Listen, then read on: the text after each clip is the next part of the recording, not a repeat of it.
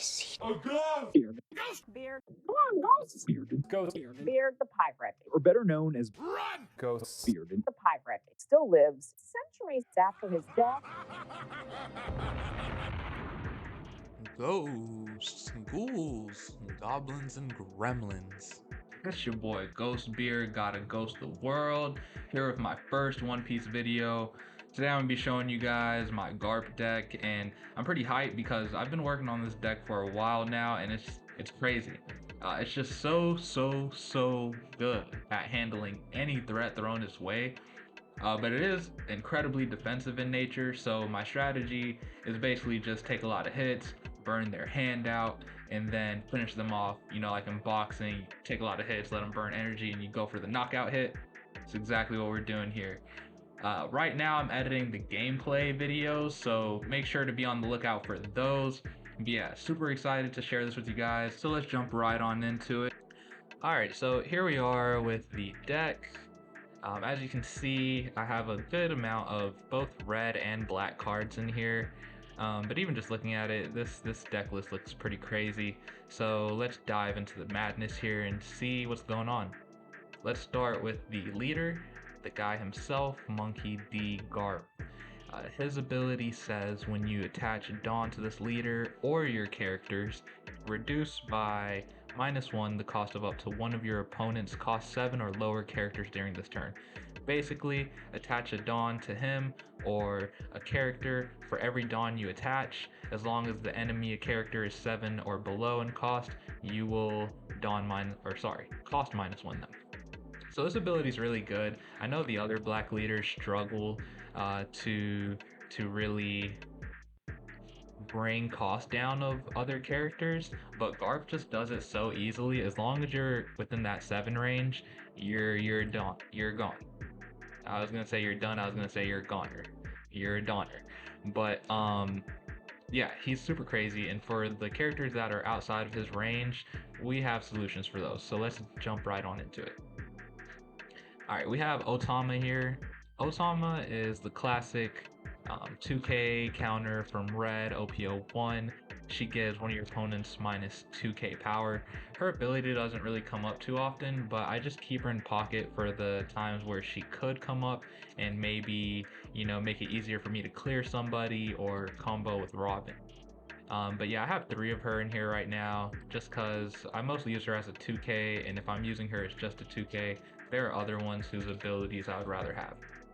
Moving on to the next card, this is probably the MVP, Belmir. I don't really see a lot of black decks running her, but this card is just so good. Again, for those characters that are outside of leader Garp's 7 cost range, she can help bring them down. She will cost -1 your character and then give one of your characters or leader 1000 power this turn. And she does this on rest, which I think that is really good. I'm going to get into more why I chose so many rest cards, but moving on for now. Next we have Chopper. Chopper is just, you know, the 1 cost blocker from red. Black does have a lot of great blockers, but for 1 cost block, you're not really beating that. With 4 health, I definitely want a lot of blockers, so Chopper, he made the roster. Next we have Nami, starter Nami. You would think I'd run 4 of these, but I'm running 3. The reason is, even though her ability has amazing synergy with leader Garp, it's just I was seeing too many of her when I had 4, so like I would already have 2 on board and then boom, I draw a 3rd one, and that just always felt terrible. So I think 3 is a great amount because she's usually pretty sticky anyways. Most people aren't going to spend their time clearing a Nami when I have so many other rested threats on board or just blockers for them to worry about. Next up we have Monkey D. Garp. This card is honestly so good, guys. Like I can't say enough about it. So his ability, KO up to one of your opponent's characters with a cost of 0. Now, I want you to think about, and he requires 2 Dawn to do this, so I want you to think about how this works with Leader Garp. Every time I attach a Dawn to myself or character, they're cost -1. So it is so easy for me to get people into range with this card's ability to just wipe them off the map. And you know, people my opponents will either have to invest to clear him before he gets to use his ability, or they can't play anything within his range because I'm just going to clear it anyways. So this card is incredibly pressuring. When I combine him with my other cards, like the Belmir cards that subtract cost, he's the GOAT. I've literally cleared 10 drops with this card multiple times, so definitely a 4 of. Next we have Nico Robin. Robin, you all know her. You know what she does. She's a powerhouse in red, and she's a powerhouse against red. At first, for 3 drops, I was running 2 Zoro, but I ended up switching to Nami after a friend convinced me of her importance against red. And you know what? He was absolutely right. In testing, when I play against red, she's just awesome. She's great against other decks too, but I think 2 is the perfect amount. I wouldn't really want to run any more than that because I don't really have anything besides 3 Otama to, help activate her ability. So moving on, we have Tashigi.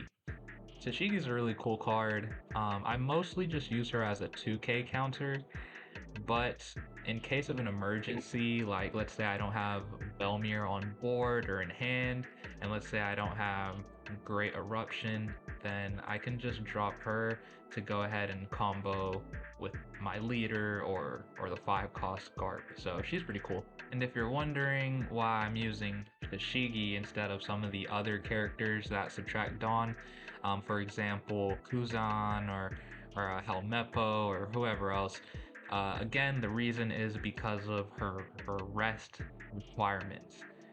Just like Belmir, she needs to be rested to use her ability.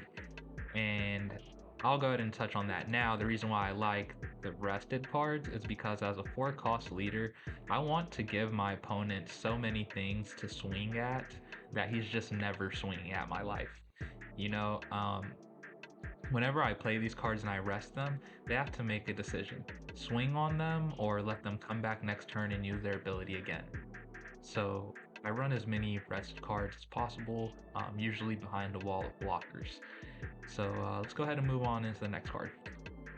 Borsalino. I think this is the best blocker in the game right now, at least for OPO2. I think OPO3 he gets replaced by another black blocker, but he's really good because opponent's turn he gains 1000 power and he cannot be KO'd by effects. Now, just the first part of his ability is already pretty strong because it forces them to invest at least 1 Dawn on leader anytime they want to swing on you, which is great. And his ability to not be KO'd by effects on their turn is insane. He's not going to get jet pistoled. He's not going to get killed by, black removal. He's not going to get killed by Robin or whatever. So I think he's just awesome. Next up, we have Hina. Hina, I added her, 2 of her, just to make 10 blockers. I wanted 10 blockers just because I really need to protect my Garp once I get him on board, and with 8 blockers, I just wasn't seeing enough consistently per game. But I chose Hina instead of, the two cost blockers like Bart or Suru or Rocinante, because her ability is pretty interesting. It says choose up to one of your opponent's characters with a cost of 6 or less. The chosen character cannot attack during this turn. I'll be honest, her ability doesn't come up very often, so she honestly is like a flex slot here. You could switch her with something else, but for the times when it is relevant, I just feel so glad to have her in hand to take care of that threat. But moving on, next we have the guy, the GOAT, Monkey D. Luffy. At first when I was building this deck, I did have a lot more rush, but they just honestly were not working. But Luffy was the only one that was consistently working, and of course it's because of his ability to finish games by swinging over blocker. When you need somebody to make that shot in the clutch, this guy is Cristiano Ronaldo, literally. This card's really good. If I'm not using him to play him to rush, to bait out counter power or close off the game, then I just use him as extra burn fuel to activate the next card's ability. And the next card is the heart, the soul, the blood of this deck, Monkey D. Garp. This card, I built this entire deck to support this card. His ability, trash one card and rest this card. KO up to one of your opponent's cost 4 or lower characters. Now, this ability is not really unique to Black. There's a ton of other cards with it, Sakazuki and the different Kobes, but he's the only one that is able to repeatedly use this ability, whereas the other ones use it on play. And so my whole strategy here is to set up blockers while I am taking life almost every swing so that I can build up a huge hand and then play Garp behind a wall of blockers and a huge hand of counter power and just spam his ability until they're dead. And I cannot tell you guys how good the strategy is. You will just have to see it for yourself in the gameplay videos that are coming soon. But almost every time I get a win, I'll be on 0 life, but because I have my setup complete, wall of blockers, Belmirs, Namis, and Garp, there's just nothing they can do, and oftentimes they'll just concede, even though they have 2 or 3 life on me because they have no hand and they know there's nothing they're gonna do to kill me. So this card is just god tier. But anyways, moving on to the next, we have Smoker. This card is kind of a weak link in the deck. 9 times out of 10, I just use him as burn fuel for Garp's ability. He is pretty good against Black because he can't be KO'd by effects, but I honestly never really want to use his double attack ability because I need them to burn their hand. You understand? I don't need them to grow their hand disproportionately by doing double attacks. Um, so I rarely ever use this guy to actually swing with, and I think I'm just gonna switch him to 2 more of the next card, which is Edward Newgate. This is a recent addition to the deck. I was previously running Shanks just because that's what I was used to, but this guy is actually really good with Garp because he is a 4 cost leader, so having something like this to just make yourself a little bit harder to finish off is just awesome. Plus, he's a boss card. You're gonna have a hard time KOing a 10k power or blocking against it. Plus, his ability is basically Robin's ability, so he's really cool too. Next card, Great Eruption. This card's really good, and I'll tell you why I'm only running 2.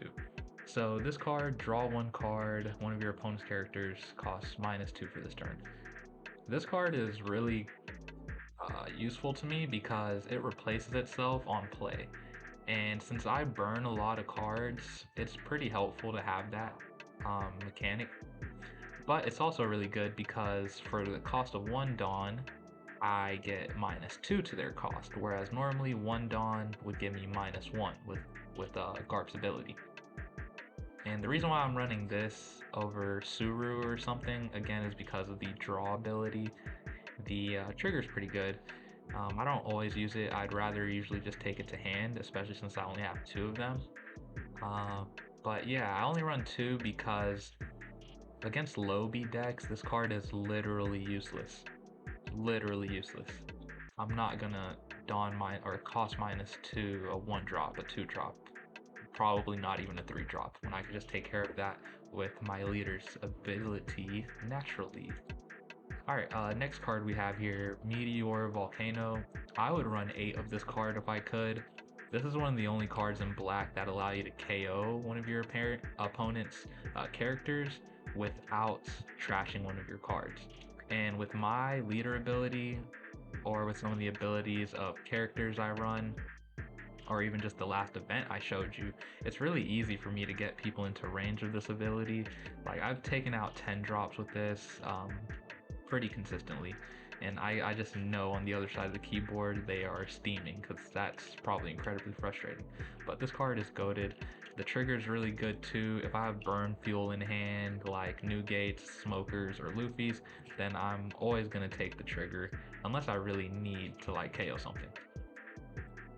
Next up we have Impact Wave. I just added 2 of these because I felt like as a 4 health leader, it's just kind of weird not to have any kind of defensive spell.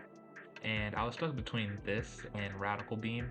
I still am, but right now I'm just testing this out because, you know, it has the extra board removal and the trigger's pretty good, whereas Radical Beam's trigger is kind of not that great. But anyways, this is the deck, guys. This deck has been so good for me right now. I think the only changes I would make are swapping the 2 smokers for 2 more Edward Newgates and potentially swapping Impact Wave for Radical Beam. I don't know yet, we'll still have to test. But yeah, that is my Garp deck, and I think this is the best Garp list in OPO2 right now. You can tell them I said it. If you agree, let me know in the comments. If you disagree, let me know what you think could be different or better. But yeah, with that being said, it's your boy Ghostbeard, gotta ghost the world. Like, sub, and I'll see you in the next life.